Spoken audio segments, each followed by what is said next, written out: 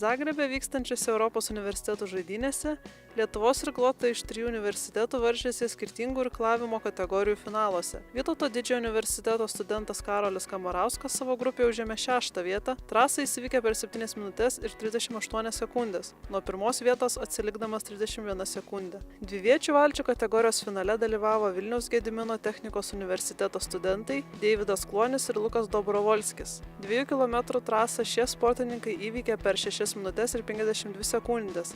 Nuo pirmos vietos atsiliko 12,5 sekundės ir užėmė 6. vietą.